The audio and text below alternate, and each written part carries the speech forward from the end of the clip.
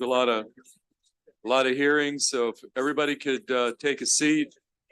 And we're going to start with Senator Simon Ayer on Senate Bill 615. And Senator, you do have 3 witnesses signed up as part of your sponsor panel. We've got Ruth Higgins, American Legion. Is Ruth here? Yes. Okay, come on up to the witness stand. If I call your name, come up to the witness stand. Patrick Bayo and Dana Burrell. Those are the 3 panelists. We have other witnesses, but you folks have been designated by Senator Simon Ayer to be part of his panel. So we're going to start with that. And Senator Simon Ayer, why don't you start off? Thank you. I'm sorry, I didn't get Senate Bill 615. Yes. Senate Bill 615. And for the record, Senator Simon Ayer, Senate Bill 615, making a commemorative day for Maryland Veteran Suicide Prevention Day. First, I wanted to thank this committee for your strong history of supporting our veterans, and I appreciate the majority of this committee co-sponsoring the bill as well. I also want to thank the Department of Veterans Affairs for their support and their friendly amendments. And Mr. Chair, I tried to limit the testimony, verbal testimony, so we have a lot in the written. So if you take a look at that, we have them from military organizations, Veterans Caucus, medical organizations, and many others. Over the years, many of us have worked on legislation to help reduce veteran suicide. Despite these efforts, veteran suicide is still painfully too high, and we need to do more to help our veterans. So when military groups approached me to work with them on this legislation, I jumped at the opportunity. There is a national movement along with other states and military organizations to bring suicide prevention strategies to the forefront for veterans. This is an all hands on deck call, and now is the time to support this effort through legislation like Senate Bill 615. The bill as amended would declare September 30th as Maryland Veteran Suicide Prevention Day. The bill declares a day of reflection on the tragedy associated with veteran suicide, but also pledges to our veteran community to work to destigmatize mental health support, create opportunities for those with mental health issues to get support, and encourage veterans to reach out for help. Highlighting this day will give greater exposure by using it, for example, by the department and military organizations outreach, mental health organizations to promote getting support, giving a platform and opportunity to discuss suicide prevention in newsletters and news coverage as an example. I will now turn it over to my panel and ask for your favorable and quick consideration. Thank you.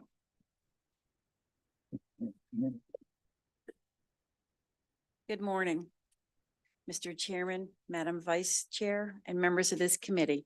My name is Ruth Higgins. I always get emotional. And I'm commander of the American Legion for the state of Maryland. Okay, let me start over. Okay. On behalf of our over 40,000 veterans in the state of Maryland, I thank you for the opportunity to speak on Senate Bill 615. Veterans comprise 6% of the U.S. population, and here in Maryland, that number is higher at 6.8%. State residents include more than 34,444 active duty service members, 14,292 active duty spouses, 28,070 active duty children, 25,642 National Guard and Reserve members, 10,924 National Guard and Reserve spouses, and 17,095 National Guard Reserve children. We all know veterans and military families. Maryland has always led our country in its efforts to provide care and comfort to its veterans and active duty military communities. Maryland's Department of Veterans Affairs was among the first to be formed, and its traces go back to the Soldiers Relief Fund and the Maryland Veterans Commission in 1924. The statistics we can all quote can be startling and an eye-opening experience, but I encourage you to think of just one. And it's just one of us, if one of us is able to help a service member because of this campaign, or if just one veteran or active duty military member is saved because of this campaign, then Maryland will have the lead way and set the example for others. The American Legion actually has a program. Am I done? You can finish. Okay, we have a program called Be the One. And that's to destigmatize asking for mental health support, creating an opportunity for those with mental health issues to be able to speak freely and get the support they need. Provide peer-to-peer pressure and peer support and resources in our local communities, and deploy the FDA-approved therapies for the veterans to identify and their issues. It's also a place to find resources and support. This legislating will help our community become aware of how big the problem is and how we can help resolve the problem. And more importantly, tell our service members that we are there to help support them when they need us most. We thank Senator Simoneer and all the sponsors of Senate Bill 615 and urge this committee to pass this legislative out of committee with a favorable recommendation. Thank you. Okay, thank you, Ms. Higgins. And I should have mentioned at the outset, because we have so many witnesses there, we're gonna have we have a 2-minute clock here. So if you could try to keep it within or up to that 2 minutes, thank you. So why don't you go next, sir? Thank you, Mr. Chairman. My name is Patrick Cabal. I represent the American Legion as well, and we are strongly in support of Senate Bill 615. In 2001, when the U.S. Veterans Administration began compiling data on veteran death by suicide, there were 81 such tragedies. 2 decades later, that number rose to 127 suicides a day, or 6,205 annually. Last year, it was thankfully reduced to 17 a day, but still a tragic loss. Maryland has fared better than other states. In 2023, there were 89 veterans at a 24% rating per 100,000 general population. The leading causes for this devastation, according to the Veterans Administration, who compiled the earlier statistics, are mental health factors, including depression, post-traumatic stress disorder, known as PTSD, and substance abuse. Following very closely with isolation and loneliness. 4 years ago, we instituted a buddy check program, and as Commander Higgins has just noted, it has mushroomed to the Be the One program. This Senate Bill 615 will help to get other veteran service organizations involved in this program, and we earnestly ask for your favorable report, and thank you for your time. Okay, thank you, sir. Go on. Good morning, Chair Feldman, Vice Chair Kagan, and members of the Education, Energy, and the Environment Committee. My name is Dana Burrell. I have served as the Director of Comms and Outreach for the Maryland Department of Veterans Affairs since 2013.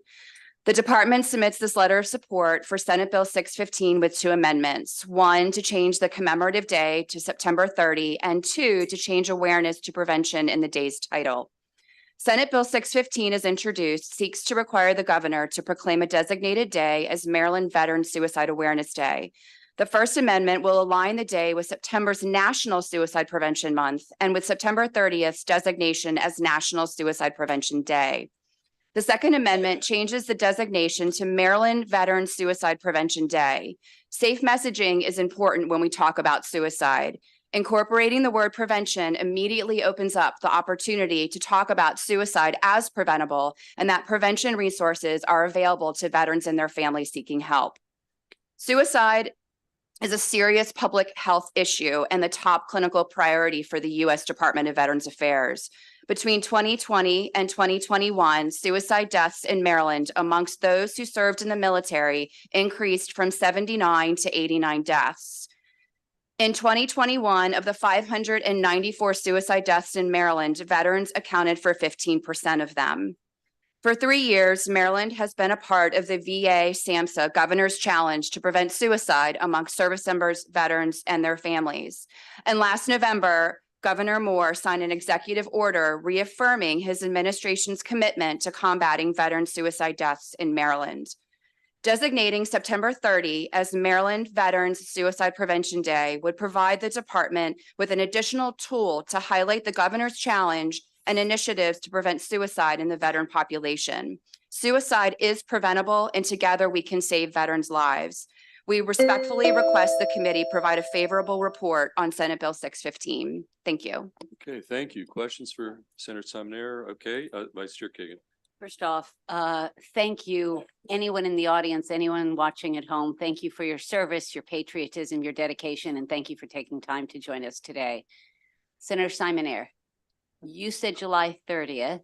The bill as drafted that I see, unless there's an amendment, says July 11th, and this witness just said September 30th. Is there a particular date, and could you teach us what the meaning of the date that you prefer? Yeah, it came in July 11th, I believe. My testimony, unless I slipped, said September 30th. I was talking about the amended. So I'm good with the departments, and I think they're lining it up with the federal day, which makes complete sense. And I talked with advocates and they're fine with that as well. Okay, Senator Brooks, a veteran. All right, thanks, Chair. Senator, thanks for bringing forth this bill. And I think highlighting this major crisis is extremely important. You know, as the military, they spend 6 months trying to teach us how to go to war. And sometimes they do a little or nothing, transition us back to stateside duty or transition us out of the military. But having some type of help, some type of awareness, and doing what you say, sir, the challenges that they have, especially with PTSD, recognizing those challenges does a lot for the veterans. So I want to thank all the veterans in here for their service. Thanks. Okay, any additional questions for this panel? Seeing none, thank you.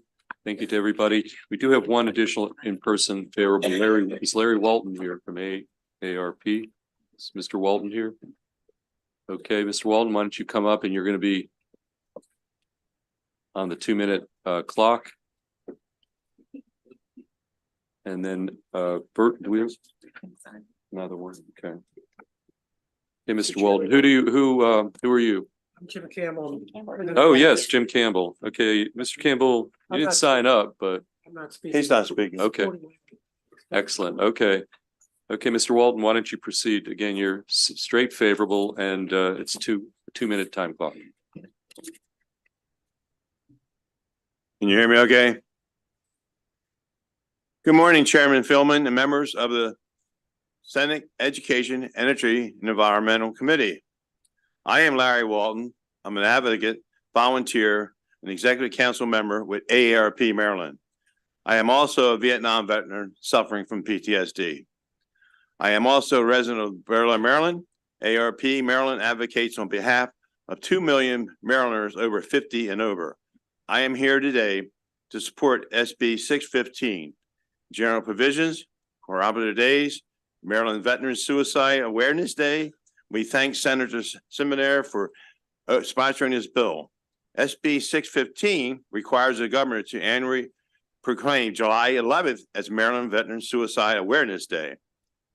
At AARP, we value the freedom and rights secured by veterans, the military and their families. The service and sacrifice will never be forgotten.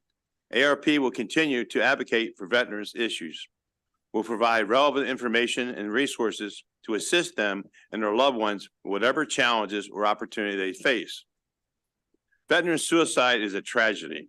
According to the AARP article in 2023, a new study suggests the rate of suicide among veterans may be higher than the United States Department of Veterans Affairs, VA, report shows. The study from American Warriors Partnership in collaboration with the Department of Defense and the University of Alabama found the rate of veteran suicide at 24 a day nationally. That's sad. Compare what the VA is reporting at 17. Suicide among veterans is a problem. It's an issue that cannot be fixed easily, but it's one that should be addressed. And we believe SB 615 will bring greater awareness of veteran suicide and the tools available to help veterans and their families. It will be a day of reflection, recollection, determination for Maryland Veterans Service members, family members to remember the tragedy. We respectfully request a favorable report to SB 615. For questions or additional information, please feel free to contact Tammy Bressingham, Senior Director of Advocacy at ARP. Thank you very much for your time. Thank you. Okay, thank you, Mr. Walton. Senator Carozza. Mr. Chair, I just wanted to publicly recognize and thank Mr. Walton for his leadership, not only active in AARP back home, but he has the partnerships with the Worcester County Veterans Memorial, which is very active. And I think it's those partnerships that will really raise the awareness and for the prevention of veteran suicide. So I would hope and encourage those partnerships to continue. Thank you, Mary Beth. Okay, Senator Washington. Thank you, Mr. Chair. And I also want to thank my very first delegate when I moved to Maryland. Jim Campbell was my very first delegate in the 42nd District back way long ago. So appreciate your support on this issue as well. Yes, not long at all. Thank you. Thank you, Mr. Chair. Okay, any additional questions for the panel? Yes, Senator Brooks. Yeah, just a comment, Mr. Chair. Welcome home, brother. Thank you. All right. Okay, that concludes the bill hearing on Senate Bill 615. Thank you. And since we'll stay on the theme of veterans, I see two of them queued up over on the side. Senators Jackson and Ellis. We'll take you guys next. So Senator Jackson, why don't you, we'll take you and then we'll take Senator Ellis after that. Senate Bill 103, Senator Jackson, and I've got Emily, I'll just call up the sponsor panel. You've designated Emily Keller, Patrick Mahoney are your two sponsor panelists. And actually is Peter Fitzpatrick here as well? Is Peter Fitzpatrick here?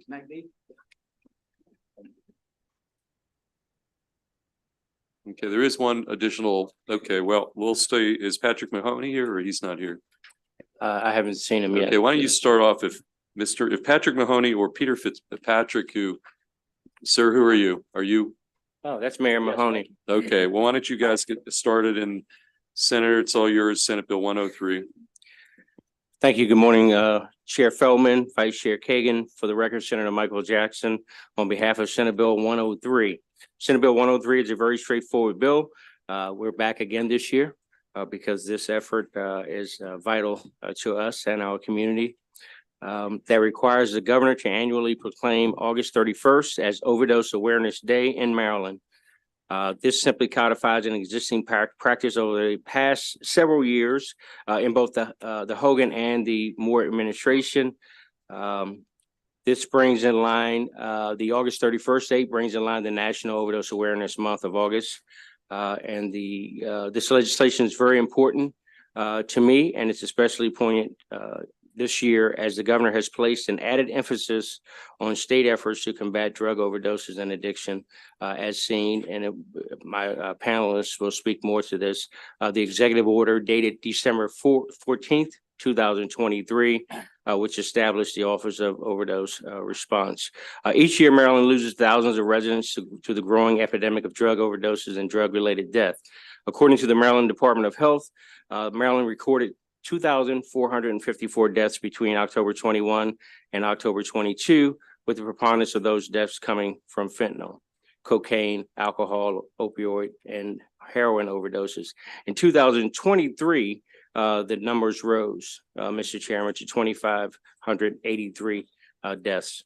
The data clearly shows the total drug and alcohol deaths are an epidemic that simply are not going to go away on their own. Awareness is the key. And as we are all aware, the COVID years showed an increase or spike in those abuses as well.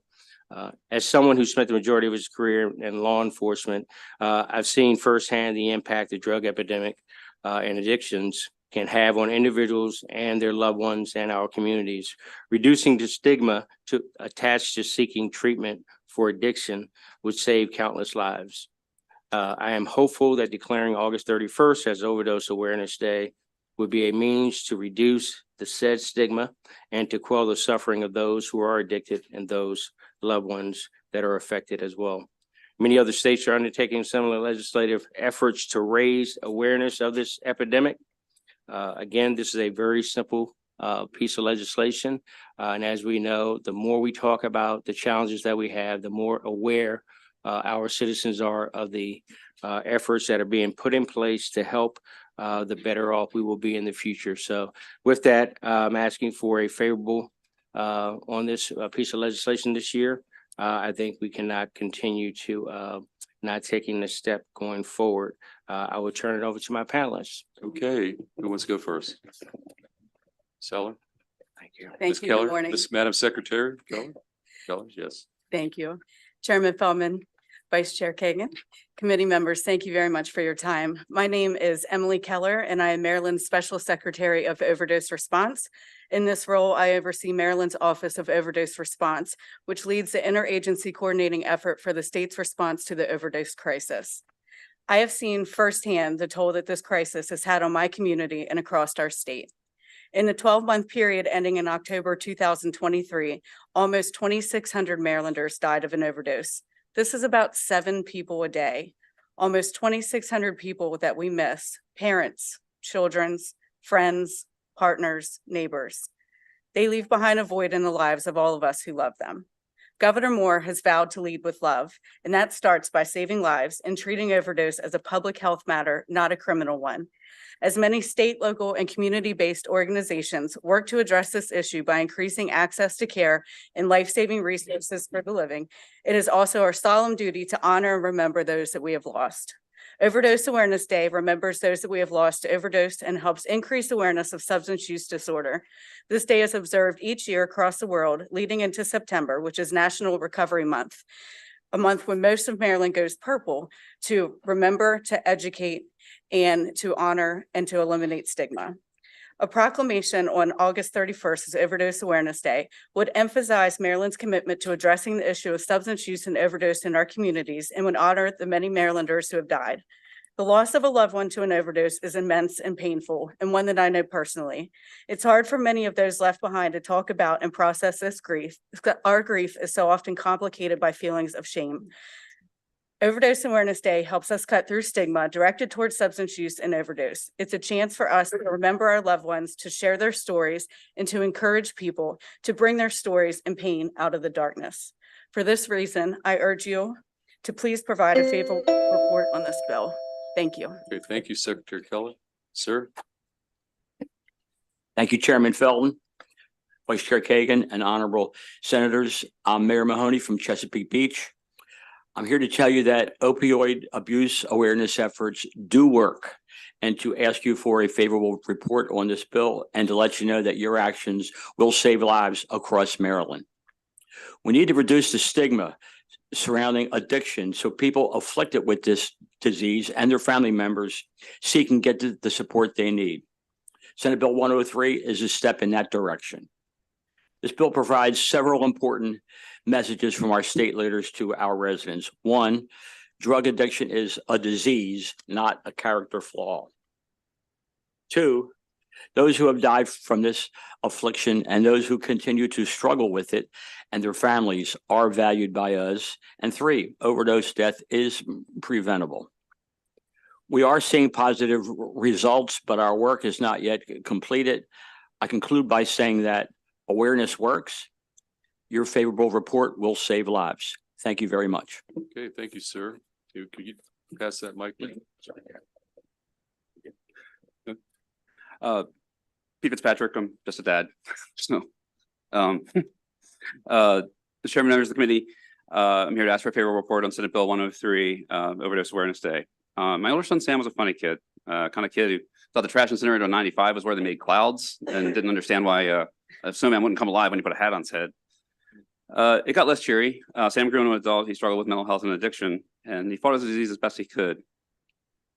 And we lost Sam to a fentanyl overdose in May of 22. Thing is, I'm not here to ask you to do this for me. I'm not even asking you, I couldn't be more aware of overdoses if you tried. I'm not here to ask you for Sam's memory because I couldn't be more, his memory couldn't be any bigger. I'm not asking you for the memories of Matt or Rob or brothers or friends or Kevin, who was a neighbor, or Walker, who was a kid who grew up with Sam. Because no piece of legislation is going to bring them back, and it's not going to break their families' hearts anymore. That's going to break mine. I'm asking because if you don't, I'm going to be back here next year. And I'm going to be back here with a longer list of names, a new set of names, and a new set of families that have been shattered.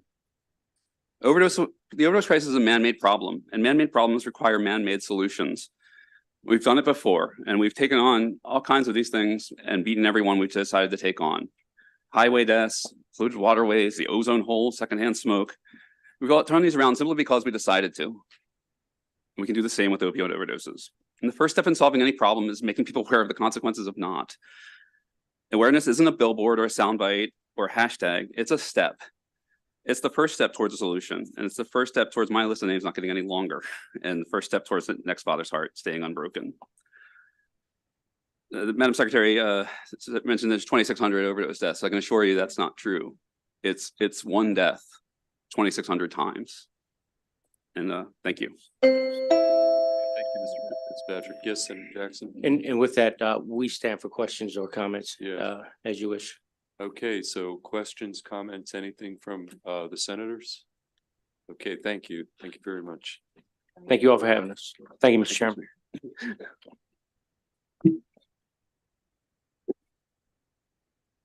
We had one virtual witness signed up who was not in the queue, so that concludes the bill hearing on Senate Bill 103. We're going to go to you, Senator Ellis. Why don't you be ready to roll on Senate Bill 74?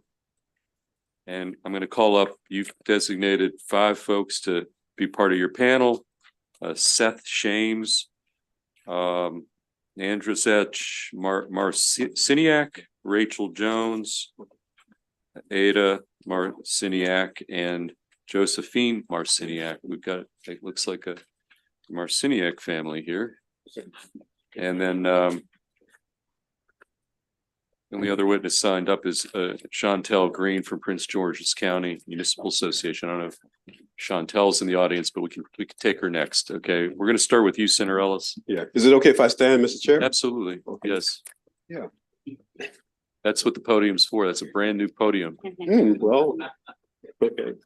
Good morning, Chair Feldman, Madam Vice Chair Kagan, and members of the Education, Energy, and Environmental Affairs Committee.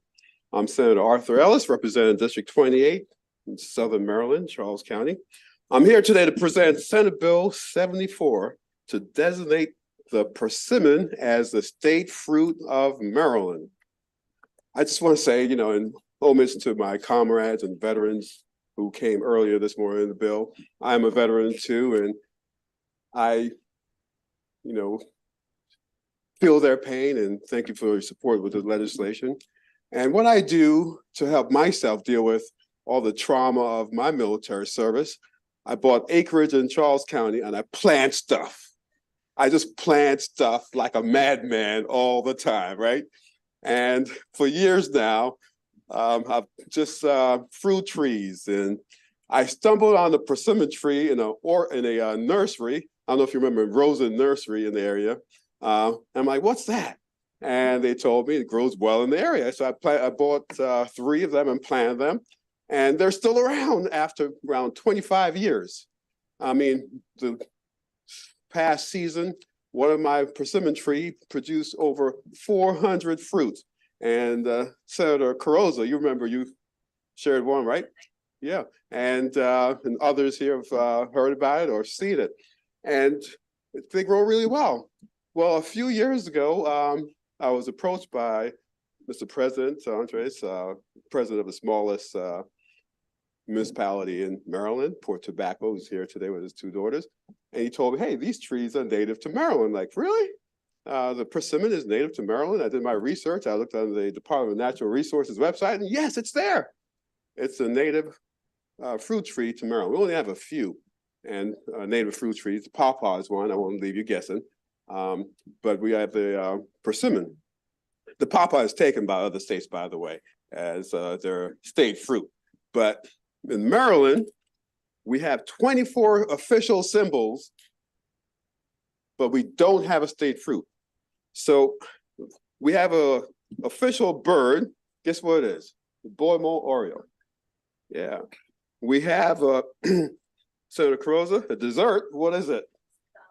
Smith Island cake, right? Senator Gallion, you'll be surprised with this one. We have official drink. Guess what it is? Milk. Yes, sir. Yeah, I did my research and I served with you. I remember your milk bill a few years back. Yeah. Yes. Yeah. Thank you so much.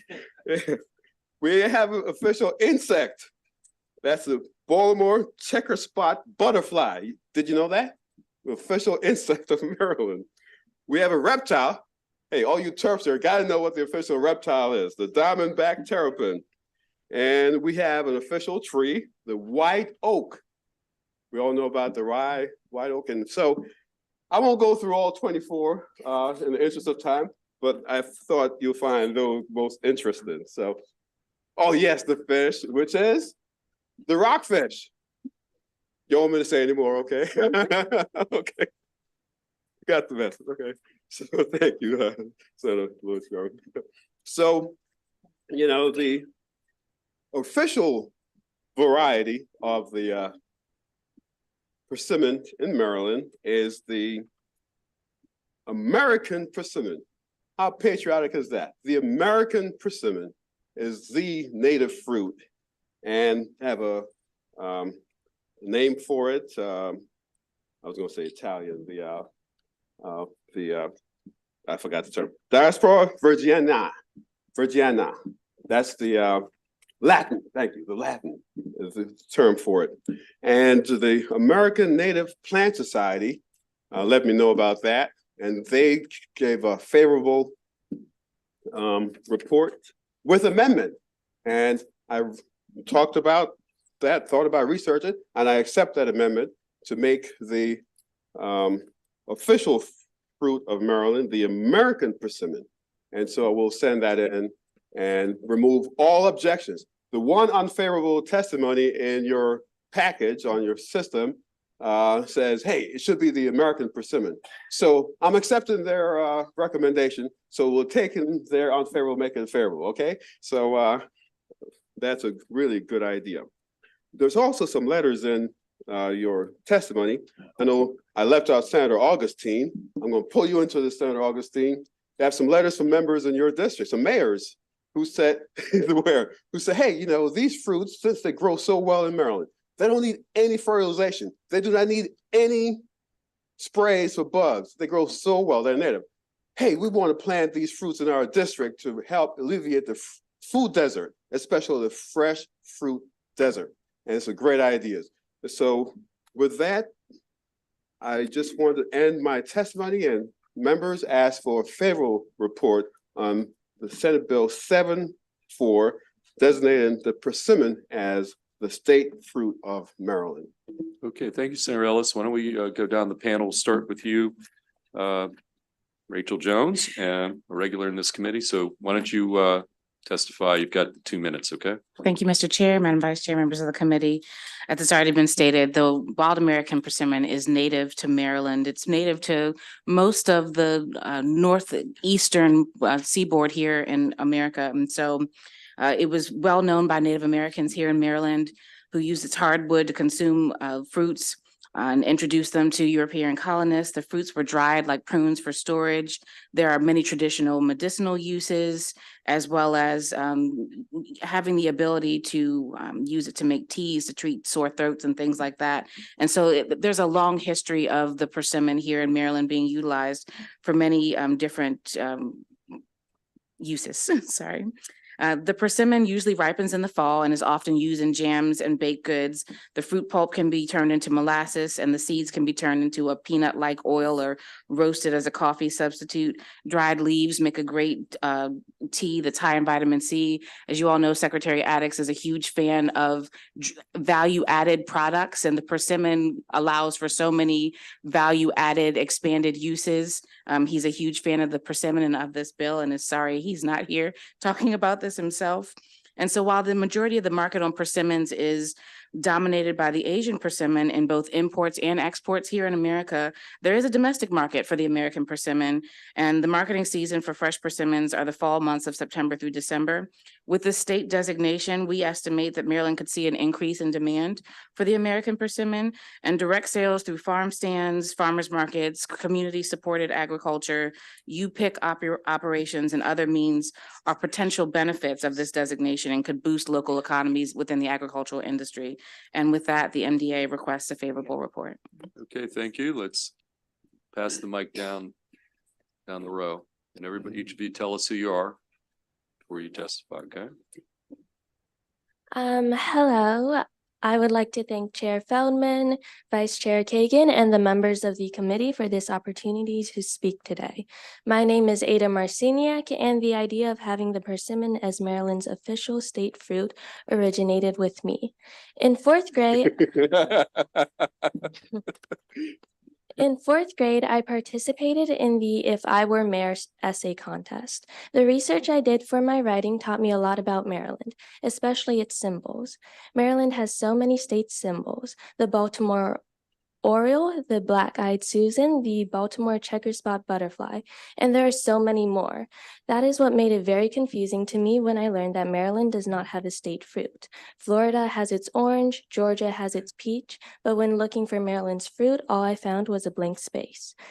After writing my essay, my family went to visit my grandparents. Every fall, my family picks persimmons from the tree my grandmother has planted in the backyard. It's a fun bonding activity, and the fruit is delicious, perfect for eating afterwards.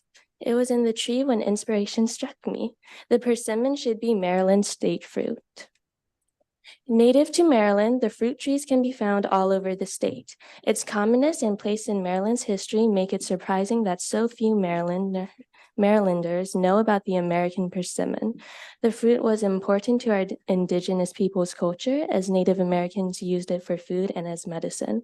It also played a role in the Civil War, when the trade routes were impacted and people used the seeds as a coffee substitute. My family and I reached out to friends and acquaintances from around Maryland to gather their opinions about my idea. Overwhelmingly, everyone was in favor of the persimmon becoming the official state fruit. Some of them have provided written testimony already. If this committee decides to give a favorable recommendation and advance the bill, we will garner more written support from all over the state to convince the body to pass this legislation. Let me also say this bill is budget neutral, and from what I was told, many consider it a fun bill. Its passing would bring state goodwill. Maryland does not have a state fruit. This bill, Senate Bill 74, will solve this and promote awareness of the healthful persimmon. Having a state fruit will promote both culinary tourism and state pride. This is why the persimmon should become Maryland's official state fruit. Okay, thank you. Thank you very much for your testimony. Okay, why don't you pass, who wants to go next?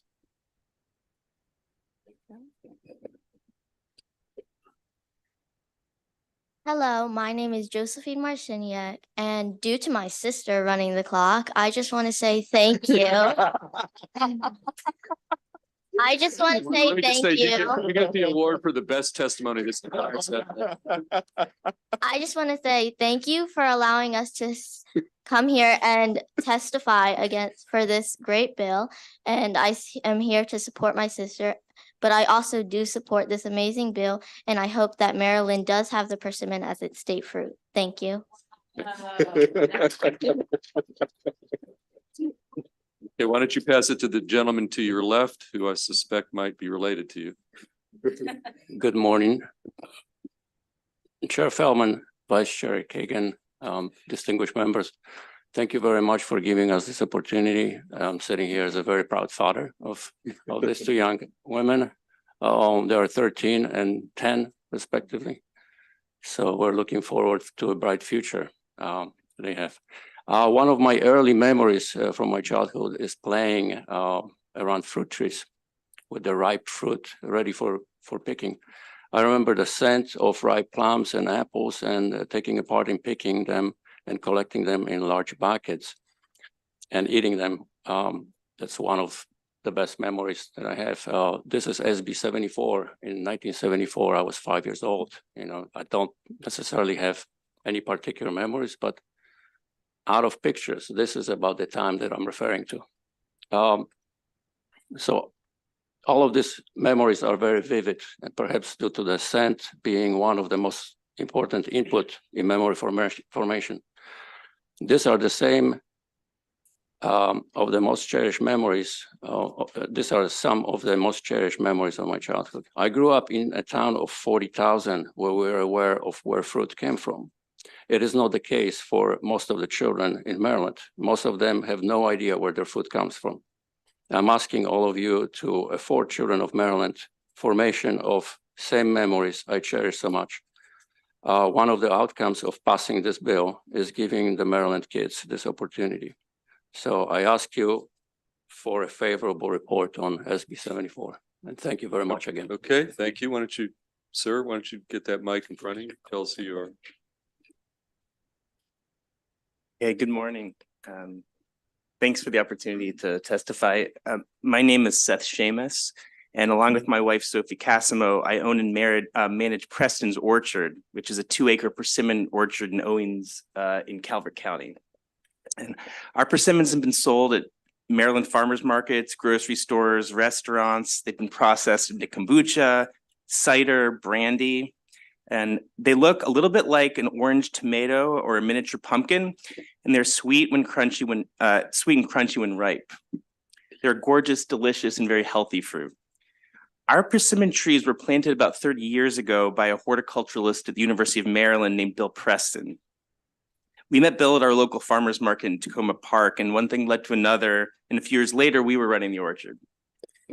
Bill was one of a small group of people who should be credited for bringing Asian varieties of persimmons to this region of the United States. He lived his whole life in Maryland and became one of the nation's leading persimmon experts. He published a book called Where Persimmon Was King that describes the persimmon trees, fruit, and production practices that his mentors encountered on their collecting trips. Bill managed a test plot in Maryland where he tested the taste, texture, size, and hardiness of dozens of different varieties to see which variety would fare best in Southern Maryland. And he selected the very top performing variety and planted over 80 trees on 2 acres on what was then his family's 50-acre tobacco farm. Bill grafted these trees using American persimmon rootstock so that they'd be hardy for this area. And the American persimmon, of course, as we've heard, plays a very important role in Maryland's history, ecology, and culture. So the result was a very unique, successful, and beautiful orchard that has brought deliciousness and joy to thousands of Marylanders over the years. We have people who drive 2 hours to our house to buy a box every fall. We get requests from all over the country, particularly in the Mid-Atlantic region, for scion wood that will allow other farmers to graft this variety and begin growing persimmons of their own. There's far more interest than we can meet. Bill was kind of a Johnny Persimmon seed, and one of the goals of his work was to spread the word that persimmons can be a successful crop in Maryland. Sadly, Bill died in 2019, about a year after we took over the orchard. And I know that he would be absolutely thrilled to have persimmon recognized as the state fruit of Maryland. This would be a beautiful way to honor Bill and his research colleagues while signaling an optimistic vision for a very bright future for persimmons in Maryland. So thank you for your time, and I would like to invite you all out this fall to pick persimmons. Okay, thank you, sir. We're going to go to Senator Carrozza. I'll be brief. First of all, Senator Ellis, thank you for introducing me to the persimmons, number one. Number two, I have a very easy question for Miss Ada here. That was fantastic testimony. And I wanted to ask you, because I go into 4th grade classes and we go over the state symbols. And I had some 4th graders ask me, well, Miss Mary Beth, what is the state fruit? And I couldn't answer the question. Would you agree with me that most people, most of your students, other students across the state don't know that we have a state fruit? Yes, most people. That's the right answer. Thank you, Miss Ada. Okay, any additional questions for this panel? Seeing none. Is Chantel Green here? I don't see her. She signed up. Okay, thank you. That actually concludes the bill hearing on Senate Bill 74. We're going to bring up, I see Senator Lamb in the House. So why don't you come on up on Senate Bill 387? And we've got a list of witnesses. I think we may have more than to fill up the table, but Senator Lamb, why don't you want to bring up whoever you want to bring up? I've got a list of names here of one, Yeah, two, on three, the four, sponsor Yeah. panel, we have Young Smith, Rosa Park, Rachel Lee, Julia Chang, Dr. Sung Soon, and Min Hee Kim. Okay, and so we've got 6 witnesses, 6 seats, and that works perfectly. So Senator Lamb, Senate Bill 387. Great, thank you, Mr. Chairman. Good afternoon, members of the Education, Energy, Environment Committee, and want to thank you for the opportunity to be here this morning to introduce Senate Bill 387. For the record, I'm Clarence Lamb, Senator in District 12, Howard and Anne Arundel counties. The history and story of America and our state is very incomplete without recognizing the contributions of all of those in our very rich and diverse communities, particularly those who have been marginalized or whose history or story have never been told. This bill seeks to officially recognize the important history and contributions that the Korean American community have made in our state and our nation since the first immigrants arrived in 1903.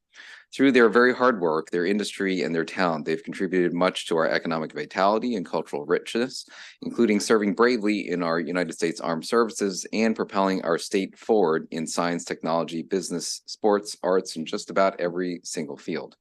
Passing this bill this year would be of particular significance because it would align our first official Korean American Day with the 20th anniversary of Congress officially recognizing Korean American Day as well. I hope this committee will consider joining me in recognizing the essential contributions that Korean Americans have made to our state and give this bill a favorable report. On my panel, we have leaders from the Korean American community throughout Maryland who can provide you more background and importance on this bill. With that, let me turn over to the panel and we'll take any questions at the end. Thank you so much. Okay, since you're the sponsor, where do you want to lead off? Who do you want to lead off? We'll have Ms. Young Smith lead off. Okay, welcome. Tell us who you are, and each of you is going to be on a 2-minute clock though, okay? Great, thank you.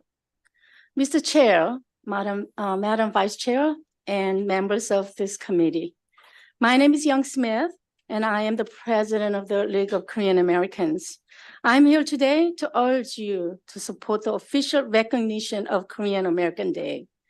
Through the passage of resolution, as a Korean American myself, I'm deeply aware of the significance of this day and the importance of acknowledging the contribution of Korean American to the United States. Korean American Day, observed annually on January the 13th, marks a significant milestone in American history. The arrival of the first Korean immigrants to the United States in 1903, this day serves as a pioneer reminder of the bravery and resilience of those early pioneers who embarked on a journey to a new land in pursuit of opportunity and freedom. Passing a resolution to recognize Korean American Day is not merely a symbolic gesture, but a meaningful affirmation of the value of inclusiveness, diversity, and respect for all communities. It sends a powerful message of appreciation and acceptance to Korean Americans across the nation, affirming their rightful place in the American tapestry. Moreover, by acknowledging the contribution of Korean Americans, we inspire future generations to embrace their heritage, pursue their dreams, and contribution positively to society. In a time when unity and understanding are more important than ever, recognizing Korean American Day is a step towards fostering greater cohesion and solidarity among all Americans. In conclusion, I'll urge the Maryland General Assembly to passage of resolution officially recognizing Korean American Day. Let us come together to honor the sacrifices, achievements, and enduring legacy of Korean Americans, reaffirm our commitment to building a more inclusive and prosperous nation for all. The passing of the Korean American Day resolution will mark a new point in history with a change being led by the Maryland General Assembly. It marks the beginning of a more inclusive yet diverse U.S., truly displaying that it means to to be the melting pot of the world. Thank you for your attention and consideration. Okay, thank you. Why don't you hand the microphone? Yeah, why don't you we'll go down the table and then we'll end up back on the other side. Okay, go on. Good morning, members of this committee. My name is Min Hee Kim, and I'm currently the program manager of League of Korean Americans, as well as a student at American University. Growing up Korean American in Maryland has been a journey of cultural discovery and identity formation, from navigating between heritages to embracing the rich tapestry of traditions, languages, and customs. Every experience has shaped who I am today. Being part of this community in Maryland has provided me with a sense of belonging and connection to my roots, and we have now grown to over 45,000 Korean Americans in the state of Maryland. Establishing Korean American Day would not only recognize the significant contributions of Korean Americans to the state's social, economic, and cultural fabric, but also serve as a platform for fostering greater understanding and appreciation of Korean culture among all Marylanders. It would be an opportunity to celebrate diversity, promote inclusivity, and strengthen the bonds of our multicultural society. In a time when diversity and inclusion are more important than ever, establishing Korean American Day in Maryland would send a powerful message of solidarity and unity, affirming the contributions of Korean Americans to the state's vibrant tapestry of cultures and identities. It would be a celebration of shared history, shared values, and the promise of a more inclusive and equitable future for all. Therefore, I urge you to support Bill 387. By doing so, you will not only honor the legacy of Korean Americans, but also reaffirm our commitment to diversity, inclusivity, and ultimately the American dream. Thank you. Okay, thank you. Let's just go down the table. Mr. Chair, Madam Vice Chair, and members of the Maryland General Assembly. My name is Julia Chang. I'm a resident of District 3, and I'm submitting this testimony in support of Senate Bill number 387. Thank you, Senators Lamb and Hester, for sponsoring this bill, and to Young Kim for leading the charge and inviting me to testify. I jumped at the opportunity to testify in person because of what the passage of this bill means, not only to me, my family, the Korean American community, but most importantly to my children. So what does it mean to me? First, it recognizes the achievements of those who dared to dream the American dream. I think of my parents, grandparents, and countless of Korean immigrants, and I'm in awe of what they've been able to do. Move to a new country, learn a new language, try new foods, and ultimately assimilate and adopt and pledge allegiance to a country that they now feel is their own. Then there are those who are like me, second-generation Korean Americans, perhaps struggling with acceptance. I was born, raised, and educated in the metropolitan DC area, a quite diverse area. But even then, for me, I struggled to find those who look like me. So what does this do to a child? You feel like opportunities are reserved for those who are unlike you. And this followed me into my adulthood. Only recently, as I broke through that ceiling and that mindset as I competed in a pageant and I was crowned Mrs. Maryland, being able to serve the Korean American community as well as the state of Maryland in a way that I had never believed I was able to do before. For my children, I pray they live in a world where they believe that anything is possible for them. To conclude, the passage of this bill would recognize, accept, and empower Korean Americans of all ages all across the great state of Maryland and beyond. I respectfully urge the Maryland General Assembly to return a favorable report on Senate Bill number 387, as a passage of this would not only recognize the sacrifices and successes of Korean immigrants, but also pave the way for future generations. Thank you. Okay, thank you. Just keep going.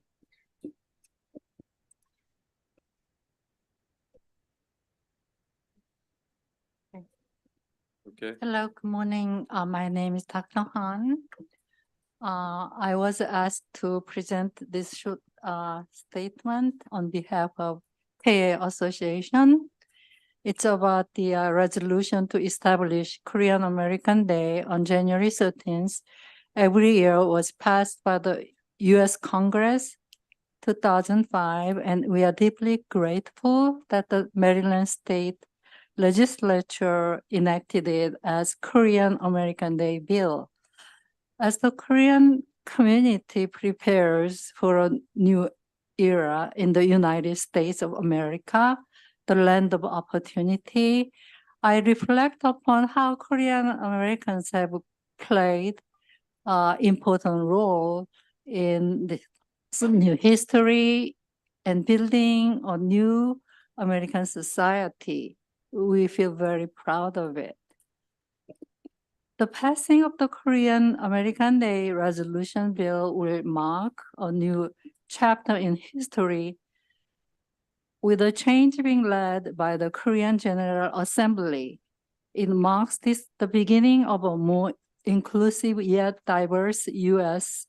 toward truly displaying what it represents, the melting pot of the world, humanity, prosperity of the world.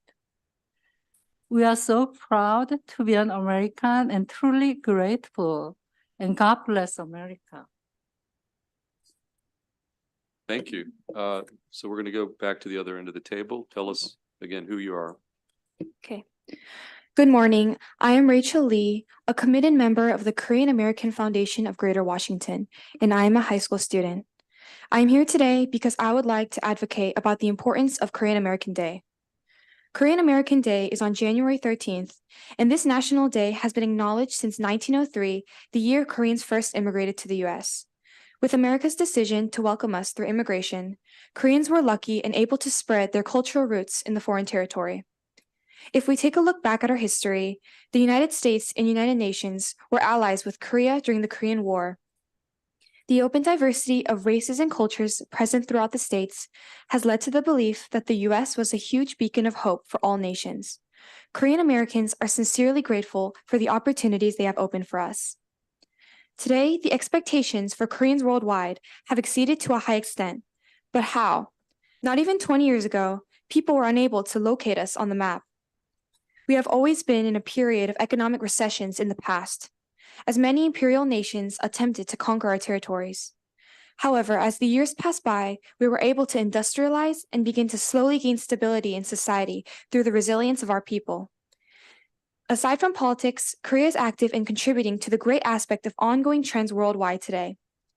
From delicious cultural dishes to appealing K-pop music, we have been able to spread our unique cultural roots.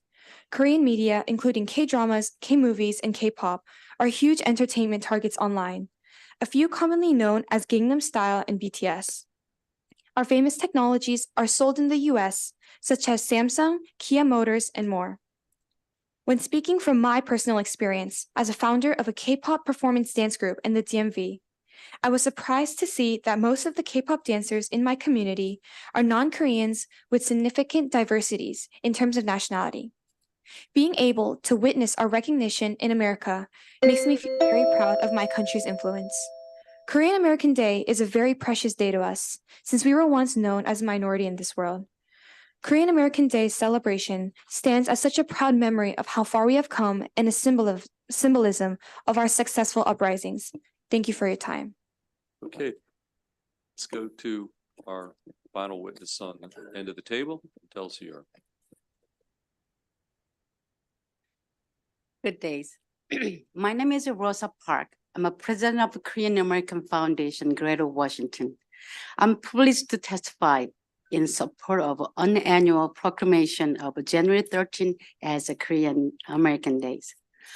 On the January 13, 1903, the first Korean immigrants arrived on the shore of the Hawaii and began a new chapter in the great American story.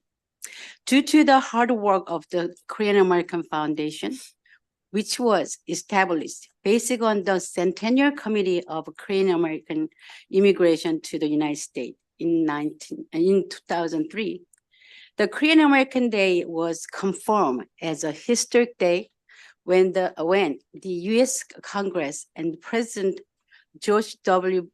Bush Jr. signed it and passed it and signed it, a national resolution establishing January 13 as Korean American Days in 2005. It means that American society recognize and appreciate the pioneering lives of Korean Americans and their dedications and achievement to contribute to American society. The American people have opened their arms to us and allowed to us to enjoy the freedoms we all enjoy as United States citizens. We all never, ever forget what the United States did to save our homeland from the force of opportunity that still reigns in our world. January 13 is an ordinary day to all of you, but it is an important day for us and next our generation to reflect on the root of our immigration history. It is a day the next generation got inspired to contribute to more our great nations. Two of my sons, one is serving as Navy, and one my son is Navy Federal Credit Union's IT specialist. I want to tell you one last thing. Okay, I'm gonna have to make that the last thing. You can see we got a lot of other Okay. witnesses and bills and things like, go on. No, one last thing. Yeah. I want to cut you off. Is a Marilyn Strick of the Washington congressman. She is the proud daughter of an African-American serviceman and Korean mother. Her mother used to say to her, be a proud American woman, and two, never forget that she is also daughter of the Korea. Thank you so much. Okay, thank you. Thank you to the panel. Any questions for Senator Lamb or his panel? Okay, seeing none, that concludes the bill hearing on Senate Bill 387. Thank you, Senator Lamb. I think that's, there was nobody else signed up, I don't believe, or was there? I have one additional witness, but I don't do some song. I don't think we're good. Okay. That concludes bill hearing on Senate Bill 387. Thank you. Thank you. Is Senator Benson, I believe, came in first. We're going to take the senators as they come in order. Where's Senator Benson? Okay, and then we'll take Senator Quarterman, and then we'll go, I see Senator Elfreth walked in after that, so we're going to go Benson, Quarterman, Elfreth. Okay, Senator Benson, I've got two witnesses signed up as part of your panels. Steve Kempinski and then Pat Ricker. Are they here? No. Okay, and then we have Natasha Mayhew is also signed up just for information purposes. Natasha, why don't you come up? As far as the two in-person witnesses, Senator, have you seen them? Yes? I'm sorry, can't hear you. Okay, that's fine. So Senator Benson, you'll be the lone witness, and then Natasha will weigh in with information. Then we'll Okay, move thank to you very much. Senator Quarterman next. Good, okay. Good morning, Mr. Chairman, Madam Vice Chair, and the esteemed members of the Education, Energy, and Environmental Committee. I am here this morning to seek your support for Senate Bills 993. The legislation that's before you, that's in question, has far-reaching implications for developers and builders operating within our state. Specifically, it seeks to address the ongoing issues surrounding the Washington Suburban Sanitary Commission System Development Charge Review and credit for the construction of facilities. The crux of the matter here is that the Washington Suburban Sanitary Commission has fallen short by consistently failing to live up to its policy when it comes to reimbursing developers and contractors for completed work. This has led to a great deal of frustration and financial hardship for those involved in the construction industry in our state. It has had a profound impact on women, small and minority businesses. The proposed legislation aims to remedy the situation by mandating that the Office of the Inspector General review and approve all costs incurred by a developer within 60 days of the commission confirming that the construction of an approved facility is complete. And that means that all the paperwork and everything that has been involved in the job has been complete.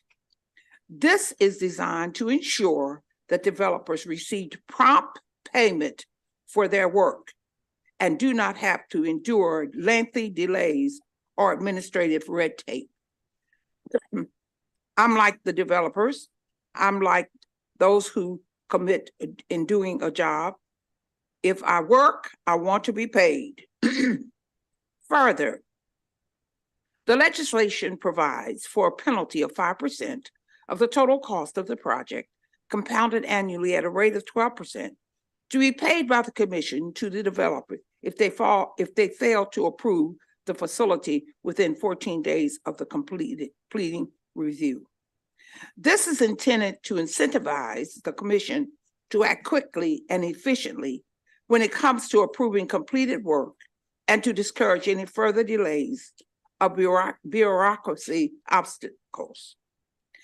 Now, I'm going to ask that you all give this a favorable report, but also because of the complexity of this bi-county problem. And I want you all to know that it is a complex problem. I'm going to suggest that also in passing the bill, that you all suggest a needed work group to be established to really take an in-depth look at how WSSC pays its bills. Thank you, Senator Benson. We're good? That's the end of it. Okay, Natasha, we're gonna go to you for information. Now, I want to Yes. tell you also, What? Mr. Chair and Madam Vice Chair of the committee, I did sit down with the officials from WSSC. They do have some issues with the timeframe, the process. And they did in fact explain the process to me.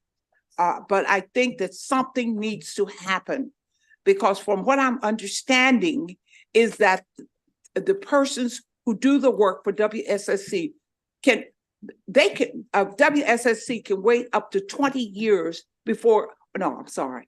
We have a witness from WSSC Okay, right all right. here at the Well, table, then so I'll maybe be she can. quiet and have a seat. Okay. Okay, from WSSC, And if there Natasha, why was a don't bed you? in here, I would lay down. Okay. Why don't you?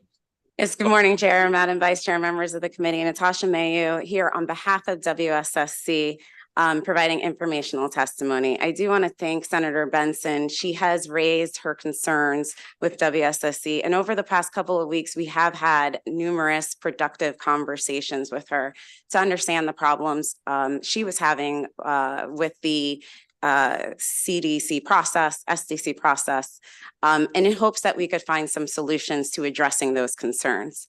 As she mentioned, one of the solutions she suggested was pulling together a work group. WSSC has not been able to take a position on this bill, as the position must be made by their commissioners, and the commissioners have not convened. So we're unable to take a position on the work group in the bill. However, we hope to continue to have those conversations with Senator Benson in order to remedy this situation.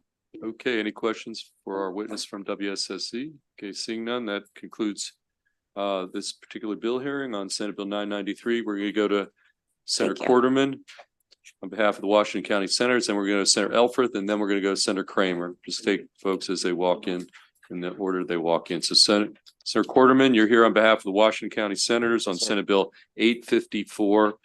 And I've got Linda Ebersol right there as your panelist. So why don't you proceed with Senate Bill 854? Thank you, Mr. Chairman, Vice Chairman, members of the committee. For the record, Senator Paul Quarterman, District 2, Washington and Frederick counties.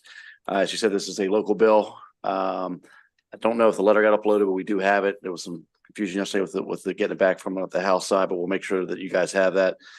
Again, it's a local bill. It has to do with black flies, nuisance insects. So around 2016, 2017, there was a pilot program that was put into place for black flies.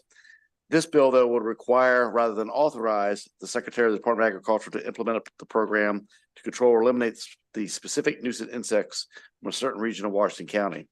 The cost of this program, it's a shared cost. It's split evenly between the state and the county. It's been ongoing in the past couple of years, but it's been very erratic. And that's the concern and the issue here is some years we get some funding, some years we don't get some funding, some years we get one application. To Mrs. Eversole, she's a constituent, lives in that community. She'll expound upon that a little bit later. But what we're basically looking for is continued maintenance and spraying in this region to help control the insects. So we appreciate your consideration. Look for a favorable report. Okay, Ms. Eversole. Good morning. I'm here today in favor of permanent funding for the Department of Agriculture Nuisance Insects Program for FY '25 and beyond. In August 2017, a pilot program was initiated and found to be extremely effective. Maryland House Bill 1353, Agriculture Nuisance Insects, was put into place on October 1st, 2019, with the stipulation that counties and municipalities that wanted to participate must agree to pay 50% of the cost. For this program to succeed, we must have consistent funding and consistent monthly treatments before the first hatch of black flies, which is typically mid-April, through the first hard frost in October or November for biting black flies in southern Washington County along the Potomac River. Neighboring Pennsylvania has a large and extremely successful program that has been in place since 1983, and Maryland could be equally as successful. Since Delegate Parrott's pilot program in 2016, we have had the following treatments. FY 18, there were 3, 19, 1, because there was no additional funding available, 24, 21, none due to COVID, 22, 2, 23, there were 5, and in 24, there's been none to date. The DLS has recommended this program of $275,000 to be deleted. This is a tiny amount in the operating budget, and this recommendation has been made without any input from the citizens. Clearly, they have not had to endure the swarms of biting black flies that leave painful, itchy welts. These welts can take weeks to heal. No outdoor activities can be enjoyed peacefully due to the swarms of black flies. BTI will not eradicate the black flies, but it does decrease the numbers to a tolerable level for tourism, business ventures, recreational activities, and or gardening and yard work in our beautiful area. It's a quality of life issue for us. I truly appreciate the opportunity to be here and ask you to give a favorable report on SBO 54. Okay, thank you. Any questions for Senator Quarterman or the witness? Washington County. Mr. Chairman, I'll add real quick, if you Sure. guys would like to visit during that time, have a site visit. Sure. I'm sure We'd you'll like- experience that in my booth. This committee done a lot of site visits. We love road Yeah, trips. so That's come good. out. Thank Come you. visit us in your t-shirts. said You'll they really might. enjoy it. Okay, that concludes bill hearing on Thank you. Senate Bill 854. We're gonna go to Senator Elfreth, Senate Bill 932. Thank you. And I'm gonna call up, we've got, in terms of sponsored panelists, we've got 2 in-person and 3 virtual signed up. I've got Taylor Swanson, Annie Richards in person, and then I've got Carl Schlager, Secretary Josh Kurtz, and Secretary Addix. I don't know if they're gonna be here, but those are virtual 3 witnesses, so we'll figure out how we're Thank you, gonna handle Mr. this. Chair. I believe there is a cabinet meeting at the moment, and so Secretary Addix will be zooming in from that cabinet meeting, but Deputy Secretary DNR Dave Goshorn will be here on behalf of Secretary Kurtz, if that's okay. Gotcha. Okay. And no good problem. good news for this committee, the budget is putting some money aside for the black fly problem in Western Maryland. So Very that's good. it's a good day for Okay, Senator again, we're on Corman. Senate Bill 932. On Senate Bill 932. Thank you very much, Mr. Chair, Madam Vice Chair, members of this committee. My final bill for the session in this committee, really proud to present the best in show. You can tell we had a little fun with bill titles this year, but I promise this is an incredibly simple concept that came out of the Caesar report that I highlighted in depth for you just earlier this week. We are simply treading water when it comes to our bay restoration efforts, despite our best efforts. And that's for a lot of reasons, including increased population, increased development, increased pressure on the farm and agricultural land that we already have, between the need for greater food production and the need for more mass balance of animals. And that leads to a greater mass balance of nutrients in those agricultural communities.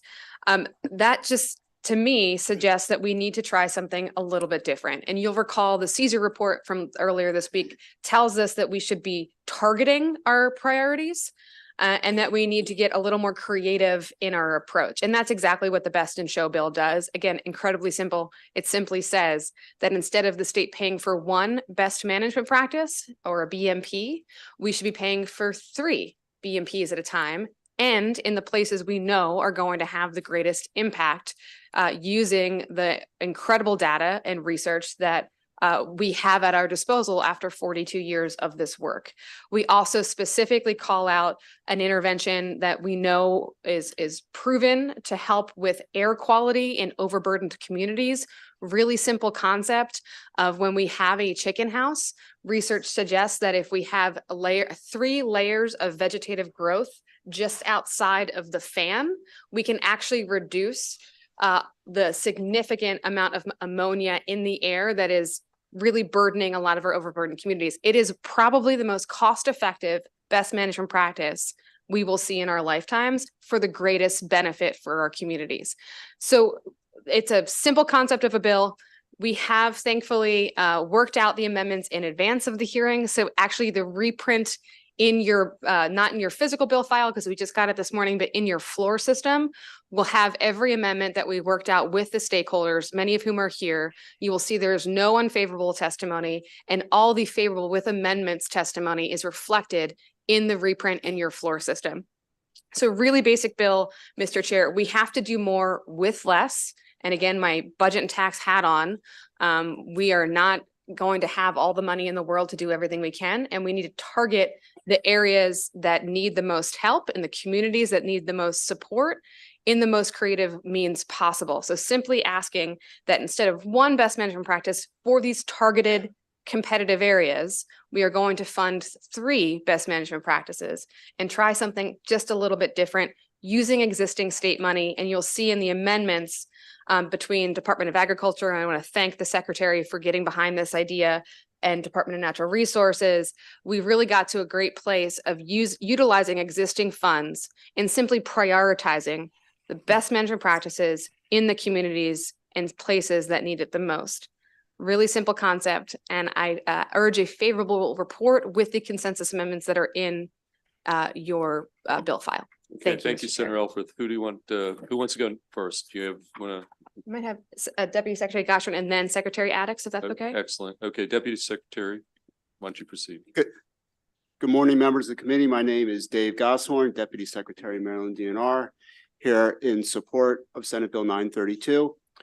We currently have approximately 100 agricultural best management practices in our toolbox that have been approved by the EPA Chesapeake Bay program. And what that means is that these are practices that have gone through scientific rigor and have identified specific amounts of nitrogen, phosphorus, and sediment reductions that when implemented on a farm field, we get credit towards our bay restoration goals. But those, beyond that similarity, those 100 practices vary widely. Some of them are focused explicitly on nutrient and sediment reductions. Others provide all kinds of co-benefits like habitat, climate resiliency, flood protection, and others. Some are appropriate on some farm fields, not on others, and they vary widely in cost.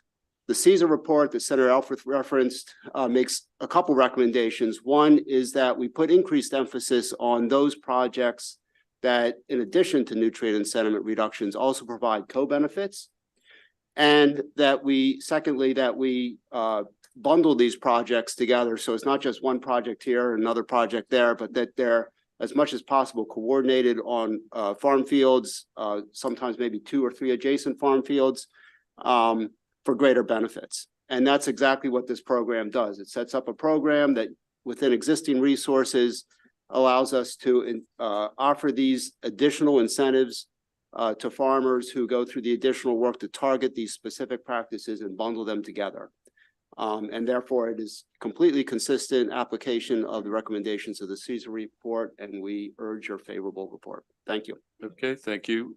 We're going to go to you, Secretary Addix. We know you were at a cabinet meeting. Okay, so you take the time you need. You're not on any clock, but we want to get you back playing secretary. So well, I appreciate that, Mr. Chair, Madam Vice Chair, members of the committee, and I will be faster than the hypothetical 2-minute limit anyway.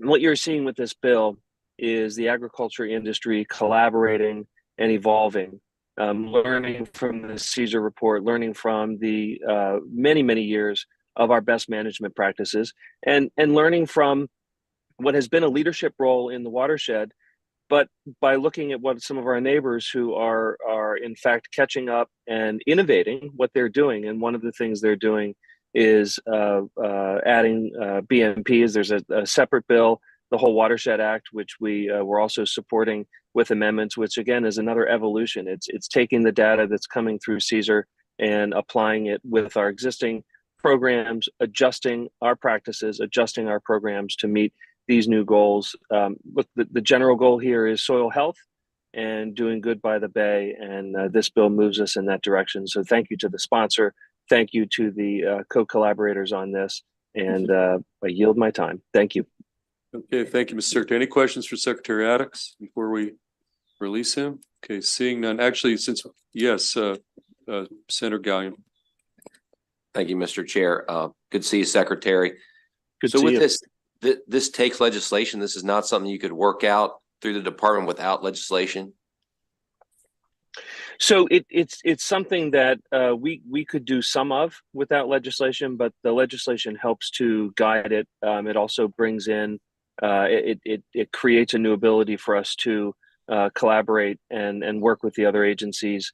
And it is something that, and I can turn it to Hans Schmidt from our team, who I know is there, or Rachel Jones later in the panels, to give you more background on it. But we do feel like this is something that we do need legislation to help guide.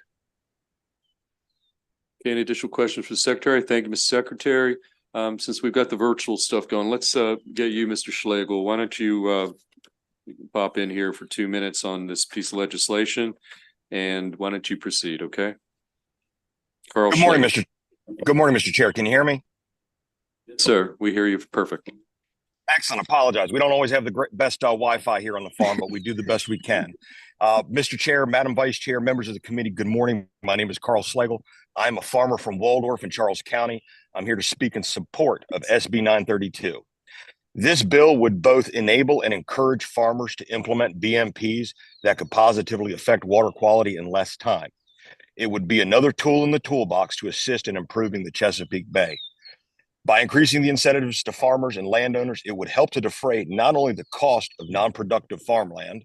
Once we take it out of production, we're not going to make an income come off of it, but it's also going to help with the hidden cost, the maintenance, the grass cutting, all of those things that nobody thinks about, but we still have to do. Speaking as a farmer, we want to do the best we can to protect the bay and our communities. We're here for the long haul, and many of us try to make decisions not only for today, for tomorrow, but for the generations to come. As a state and an industry, we've made huge gains. SB 932 would allow MDA to work with a laser focus on where we can get the biggest impact for our dollars. I think it's a win-win all the way around, and it's going to use the public's money in the best possible way. I thank you for your time and your consideration and your commitment to the state and the Chesapeake Bay, and I hope we can move forward with this piece of legislation. Thank you. Okay, thank you. Any questions for Mr. Schlegel? Okay, seeing none, thank you, sir, for your testimony. Let's go back to the panel. Who wants to go next and tell us who you are? Thank you, Chair Feldman and Vice Chair Kagan and members of this committee. For the record, I'm Taylor Swanson, your Assateague Coastkeeper with the Assateague Coastal Trust, representing the Pocomoke River and the Maryland Coastal Bay watersheds. I'm here today in support of SB 932, the Best in Show.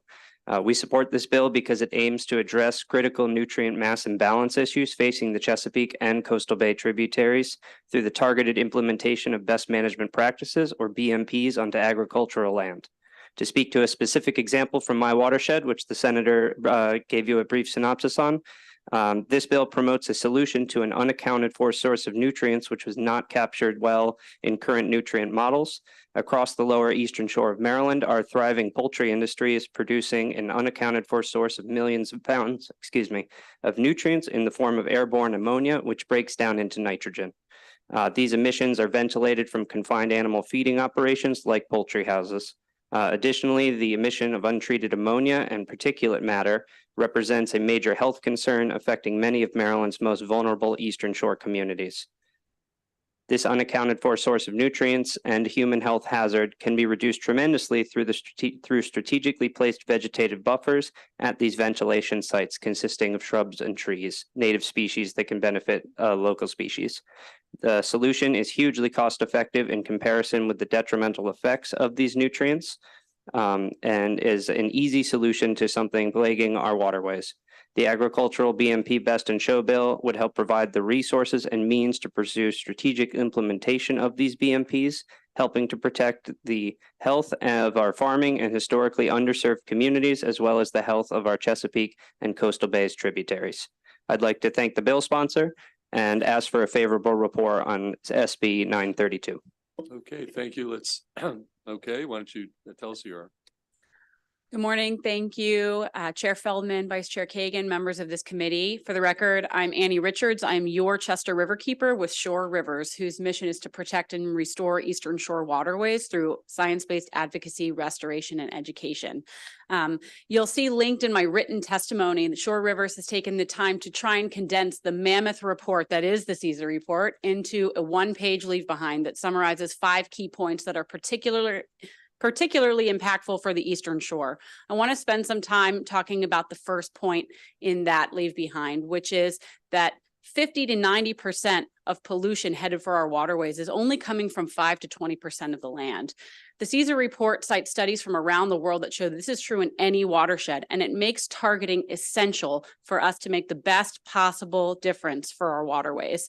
On the Eastern Shore, where farmland is the dominant land use, we believe farmers are poised to make the biggest difference in accelerating restoration for non-point source pollution, particularly in the critical area. This bill creates a program that will allow MDA to award restoration and conservation work to farmers that are putting multiple practices in areas of the highest pollution delivery rate, like the critical area, which has an 80% nutrient delivery rate. That means when that water and rain comes down across the land, 80% of the nutrients that exist on that land are then being delivered to our waterway. Climate change is exacerbating that amount. You all are familiar with the TMDL, total maximum daily load. Every segment of the bay has a nitrogen limit for the year of how much nitrogen can go into our waterways. When we have an unseasonably high tide and rains wash out a shoreline, one bay segment can exceed its entire annual load by 30%. So when we're talking about targeting areas of farmland in the critical area and other high delivery areas, we're making a huge difference for our investment. So thank you, and I hope to see a favorable report from this committee. Okay, thank you. Sir, on the end. Good morning, Chair Feldman, Vice Chair Kagan, members of the committee. My name is Brennan Starkey. I am a farmer and the past chair of Shore Rivers. We farm a very sensitive piece of ground bordered on 3 sides by water. We started farming in Kent County in 1950. The ravines from the soil from the runoff were deeper than a person. During the winter storms, the wind erosion turned the surrounding towns orange with dust. Since then, we have taken extensive measures to heal our ground and protect the water quality of our river and tributaries that surround us. We've been at this for a long time. We've worked with every state and federal agency possible to control our stormwater loads, hold soil and nutrients through cover crops, apply fertilizer to maximize the uptake and minimize the loss. Our farm is almost 75% in the critical areas, and I've seen that the type of programs that Senate Bill 932 is promoting do work. I'm personally probably not going to benefit from these because we have done so much already, but I fully believe that we need to target future efforts to those areas that are adjacent to the water, increasing buffers, encouraging best management practices, and promoting soil health. These programs will promote a more resilient farmland capable of trapping and holding nutrients. It is also going to be critical to reduce the time required to get projects engineered and implemented. I just waited 3 years to get engineering approval for my 2 most recent waterways. We need to provide more funds to the targeted priority areas, but will accomplish nothing if those projects if we can't accelerate the rate of project completion. I'm fully in support of Senate Bill 932, and I trust the committee will provide a favorable recommendation. Thank you. Okay, thank you. Hey, sir, I didn't catch your name. I apologize. Brennan Starkey. No, I'm sorry. Oh, my name for the record is Taylor Swanson. Yeah, that's what I thought. Thank you, Mr. Swenson. Okay, questions? And actually, before we go any further, is Doug Myers here? He's the only additional witness on this bill, and I was just gonna bring him up and we'd be done. Okay, seeing he's not here, Senator Gallion for this panel, and Thank you, Mr. all Chair. your- So you brought up about the title. And honestly, when I hear best in show, sounds to me this would be related to farm fairs and 4-H. So I'm worried about confusion. I mean, why would this be called best in show when you think of best in show from the state ag perspective, you're thinking about farm fairs, both, and the state fair and 4-H. Thank you for the question, Senator. We're trying to encourage, as the Caesar report suggests, that we do creativity and innovation, and getting to the best possible projects on the land that needs it the most. If the committee has a challenge with the bill title, it's something as simple as that. It's within I trust the committee to find a better bill title. We're just trying to get at the idea of innovating, getting more creative, and funding the best projects where they will have the most impact. Okay, additional questions for Senator Elfreth or for the panel? Senator Carrozza. Thank you. And so since I attend a lot of the county fairs in my district, I had a little bit of confusion too. But my question was, as I was going through the testimony, and I see that there's been coordination with the witnesses at the table, Assateague Coastal Trust and others. But did you also consult with the Maryland Farm Bureau and the Delmarva Chicken Association on this legislation? The Maryland Farm Bureau has been brought in. I don't believe anybody has reached out to Delmarva Chicken Association. I can't imagine they would have any challenges with this, since it is helping their local farmers meet our bay restoration goals, again, in the most cost-effective way possible. Right. But I'm happy to talk to them. I understand that. I think it's more of, when you see a title in the bill, Maryland Agriculture, and your key constituents are farm bureaus and we did speak to the Farm Bureau and again. the and our poultry growers as well. And, and I'm trying to get a read from them on, hey, have you looked at this? Where are you? So I guess I just assume, because you have, your witnesses at the table that are part of the partners, but like to think that the other two are partners as well. So that's why I was asking about the consultation. Thank you. Okay, any additional questions? Okay, seeing none, that concludes the bill hearing. Thank on you very Senate much. Bill 932. Okay, we're going to go to Senator Kramer, and then hopefully we'll have time to fit in Senator Hedelman. Senator Hedelman, we're just taking everybody in the order they came in. Senator Kramer's been patiently waiting. And so let's see where we end with this. And if we can get Senator Hedelman in before we break, that would be great. Okay, Senator Kramer, I've got Lisa Radolph, Vicky Katrina. We're on Senate Bill 761. Vicky Katrinak, Kim Fullerton, and then we have three witnesses virtual. So those are, I've got again, Lisa Radolph, Vicky Katrinak, and Kimberly Fullerton. Oh, no, I'm not showing a film. Kim Fullerton is virtual, sir. You're right. Okay, so we've got two in person and three virtual, and then one additional virtual. So Senator Kramer, lead off Senate Bill 761. Thank you, Mr. Chair, Madam Vice Chair, members of the committee. Ben Kramer introducing Senate Bill 761. Colleagues, this is a bill about implementing best practices for the use of animals in research, and particularly what we refer to as companion animals, dogs and cats. I'll go through with what it is the bill does and the intention and the purpose for it. The bill creates a state inspector of animal welfare and charges the department with establishing a license fee for facilities experimenting on animals in the state to pay for and obtain a license, and the license fees will cover the cost of the state inspector. And as you can see in the fiscal note, it is neutral. The fees come in, the fees go out. And, but otherwise it's expense neutral. The state inspector is required to inspect a research or testing facility at least once a year. And if the facility is already licensed with the Department of Agriculture, the federal, then the inspection can occur every other year. The testing facilities that use animals for research under the bill shall use an appropriate alternative test method if, and that's the operative word, colleagues, if it is available and if, once again, if the appropriate federal agency has waived the need to use animal testing.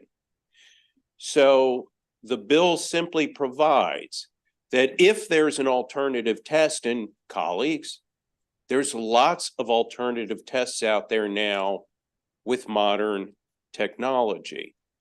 If it is available, and if the federal agency has indicated that they accept alternative methods as opposed to animal testing, then the facility will use the alternative method. Sometimes it's just easier to use dogs and kill dogs than to use the alternative methods. This simply says, in those circumstances where the alternatives exist and are acceptable to the feds, then use the alternatives. The bill further provides that nothing prohibits the use of animal testing to comply with federal or state requirements, and I will repeat that. The bill further provides that nothing prohibits the use of animal testing if it is required to comply with federal or state requirements. The bill additionally provides that dogs and cats, when used in experimentation, should be minimized to the greatest extent possible, and provides additional protections for dogs and cats, including the methods by which their suffering can be ended when the experimentation is over. I will note that there's very little opposition to this bill. One of the letters in opposition, though, states the following, and they pretty much, the couple of letters that came in were probably written by the same person and said, here, you send one in and we'll send one in as well. And here's the concluding sentence in this one letter.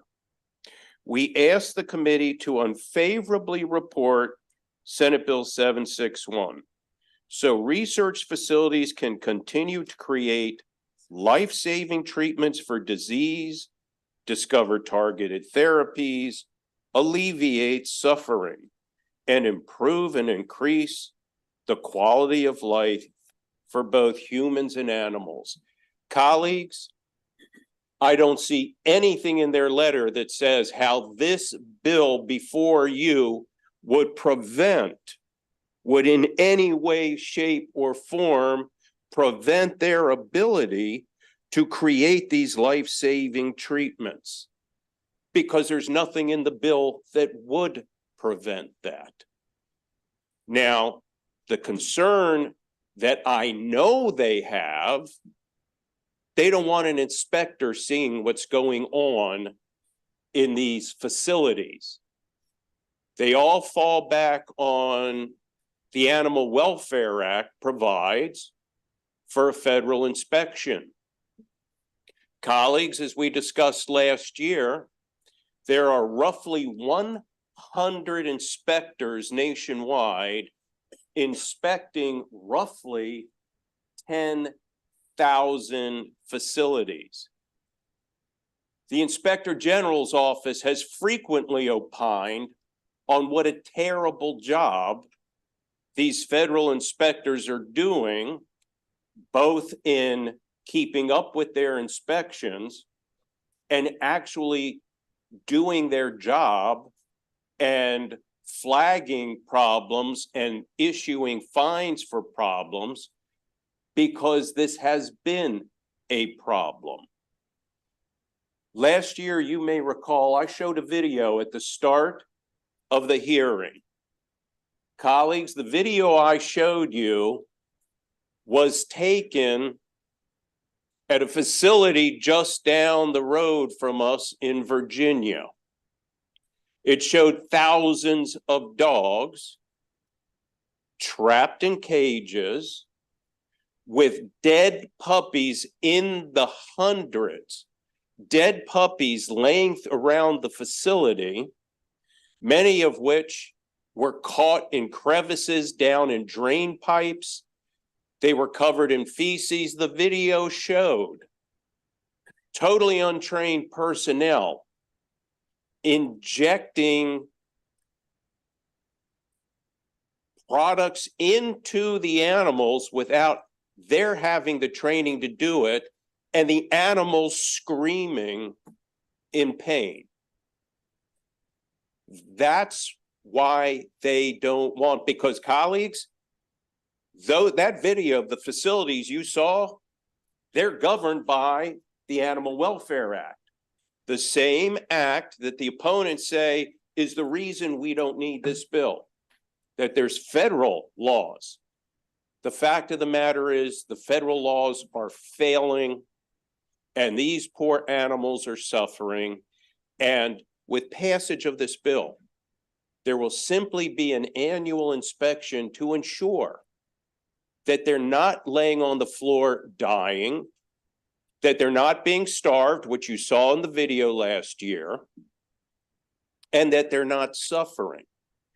And that's why the couple of companies that did submit written opposition don't want the bill. That's the real reason. There's nothing in the bill here that would stymie innovation in bringing new curative products to the market. With that, thank you, Mr. Chair. Okay, thank you, Senator Kramer. Let's quickly go to our two in-person panelists, Lisa Radoff and Vicky Katrinak. Each of you is on the 2-minute clock. Okay, why don't you proceed? Good morning, Chairman, Madam Vice Chair, and members of the committee. My name is Vicky Katrinak, and I'm the Director of Animal Research and Testing at the Humane Society of the United States. I'm pleased to be here today to provide testimony urging a favorable report of SB 761. Thank you to Senator Kramer for his leadership on this bill. SB 761 creates a comprehensive framework to limit unnecessary animal testing and provide protection for animals currently being used. The common sense provisions of this bill include mandating the use of accepted non-animal methods, providing additional protections for dogs and cats, such as preventing their use for certain types of testing that are not already required by law, requiring private research facilities to obtain licenses and report on their animal use, and creating a state inspector position to conduct inspections at animal testing facilities. The provisions of this bill apply to private animal laboratories in the state of Maryland that are not institutions of higher education. Last year, Maryland demonstrated its leadership in advancing cutting-edge science by creating the Human Relevant Research Fund, which supports the development of non-animal research techniques. Now we're calling on the state to ensure that facilities that are using animals are adhering to the ethical principles that animal research community has long espoused. These are commonly referred to as the 3 Rs: replacement of animals with non-animal methods, reduction in the number of animals used, and refinement of test methods to minimize animal suffering. It is time for animal research facilities to abide by the 3 Rs principles that so many highlight in their commitment to animal welfare. The provisions of SB 761 create a mandate for private Maryland facilities to do just that.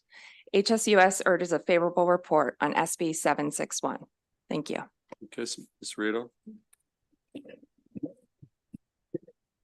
Good morning, Chair Feldman, Vice Chair Kagan, members of the committee. My name is Lisa Radov. I'm the president and chair of Maryland Votes for Animals here in support of SB 761.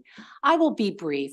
Maryland has been a leader in passing legislation in this area. For example, in 2021, Maryland passed legislation prohibiting the testing of cosmetics on animals, becoming the 5th state in the country to pass this legislation. In 2023, last year, Maryland became the 1st state in the nation to meaningfully invest in alternatives to animal testing with their Human Relevant Research Fund. I won't go into detail, but you can see that Maryland has a commitment to not testing on animals if there are alternatives. This bill, SB 761, is really a natural next step in this process. As I said, I will be brief. I would urge a favorable report for SB 761. And thank you so much to Senator Kramer for being a champion in sponsoring this legislation. That's all. Okay, let's go to try to pick up the favorable, all these are favorable on the virtual. So Kimberly Fullerton, why don't you go first, and each of you is on the 2-minute clock, okay? Good morning. My name is Kim Fullerton. I am here on behalf of the Maryland State Bar Association. I'm also an animal law professor, and so I teach my students about this specific issues and the failings of the Animal Welfare Act in protecting animals that are being experimented on and how we can improve this law. So I want to just very clearly address what you're being asked to decide today, and that's, should Maryland restrict unnecessary animal testing? You're not being asked, will this impede acceleration? You're not being asked what methods are necessary versus unnecessary, and you are not being asked about the autonomy of the facilities. I want to address some common ground here, because when we think about should Maryland limit unnecessary animal testing, there is quite a lot of common ground. First, we should be sourcing animals used in testing responsibly. We do not want to be using the family pet. Shelter pets should not be funneled into research. Also, we should not be testing animals unnecessarily. If there is a widely accepted alternative method that will provide similar results with higher accuracy, that's the method that we should be using. We pride ourselves on our commitment to technology in Maryland, and as leaders, we have to hold ourselves to the highest standards. Also, human health must be a priority. And as Senator Kramer mentioned, this does not eliminate all testing. If federal law or trade requires it, you can still test on animals. I also just want to mention, you'll hear about the Animal Welfare Act, I expect, from opposition. And that law's from the 60s. It was born out of public rage because a family pet was stolen from their farm and sold into animal testing. So I urge you to consider how strongly people feel about animals, and that we are on the brink of another problematic issue that this legislation can address. Thank you. Okay, before we take any questions, let's try to get everybody in here. Meredith Blanchard, you're next. Again, 2 minutes, straight favorable. Thank you, members of the committee, for the chance to speak with you all today. My name is Meredith Blanchard, and I'm speaking on behalf of the National Anti-Vivisection Society and our supporters in Maryland. I'm going to keep my comments to just 2 sections of the bill, but please do know that we support SB 761 in its entirety. This bill would prohibit animal testing when there is an approved non-animal alternative, or if the testing facility has granted a waiver from using animal tests. I want to be clear that this provision does not affect biomedical research. Instead, it affects testing facilities that are testing chemical compounds for things such as drugs, pesticides, or paint. This is really common sense legislation. Simply put, if a facility can get to their endpoint using humane testing methods that have already been accepted by regulatory agencies, they need to choose that option. SB 761 would also create a state inspector of animal welfare position to inspect animal testing facilities. As is, the USDA has sole responsibility to regularly inspect and report on these facilities. At last count, the USDA employed 98 inspectors to oversee more than 1.4 million animals at nearly 15,000 facilities.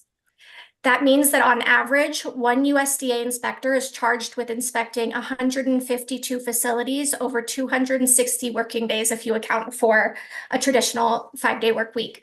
So I apologize for diving into math there for a bit, but it's easy to see how things could fall through the cracks.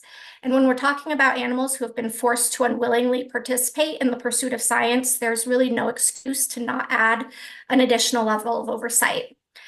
States play a valuable role in animal protection initiatives, and this committee has made great strides to help ensure that animals used in testing in Maryland are treated humanely and in accordance with the values of your constituents.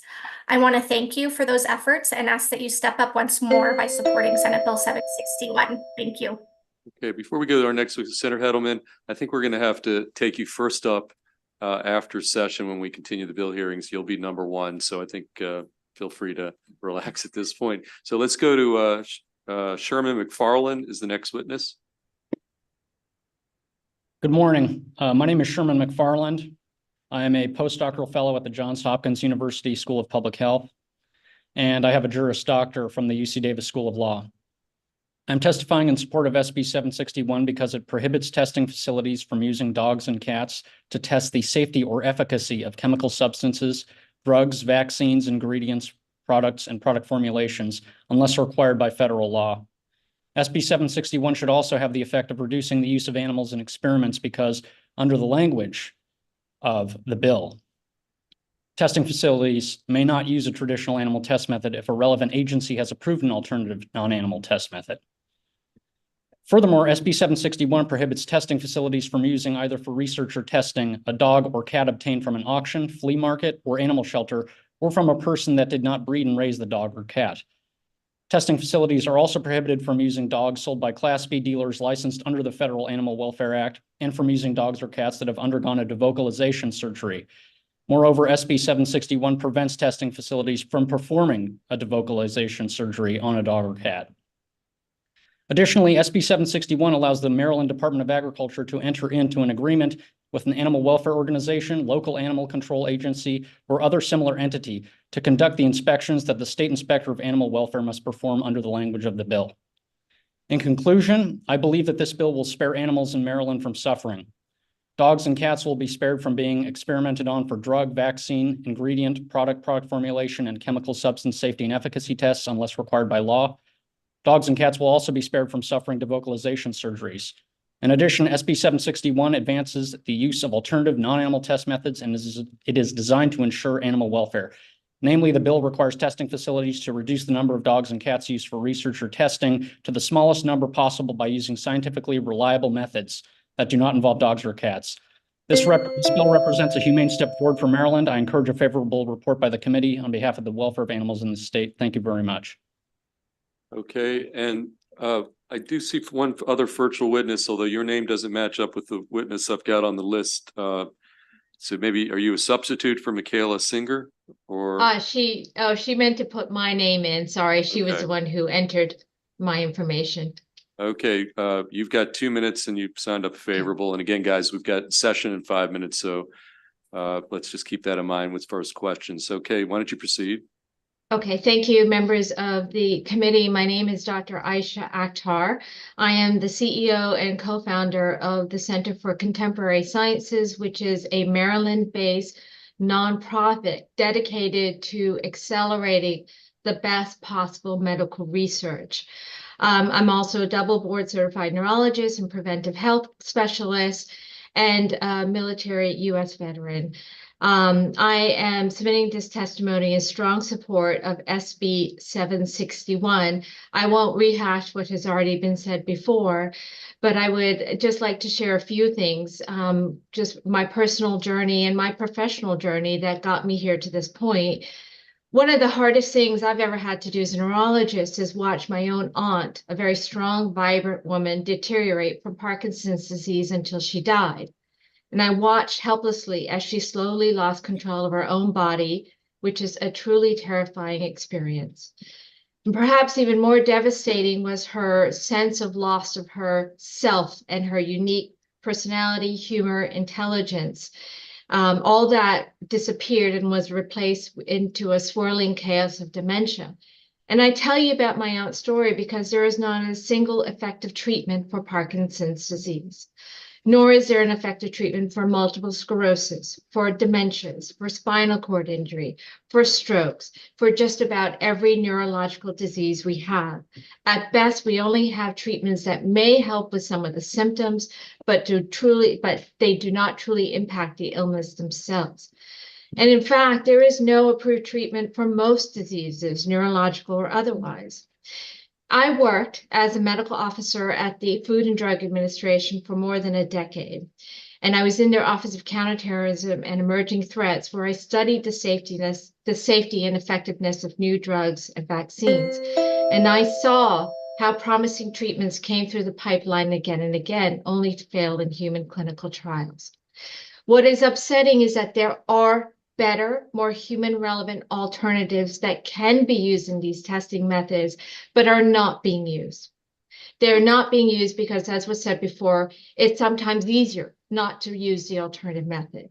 This bill will help us use these more effective methods. Sure. Doctor, I'm gonna have to cut you off because we are gonna actually have to leave to get to session in a few minutes. So I want to have some time for a few questions. I apologize, but okay.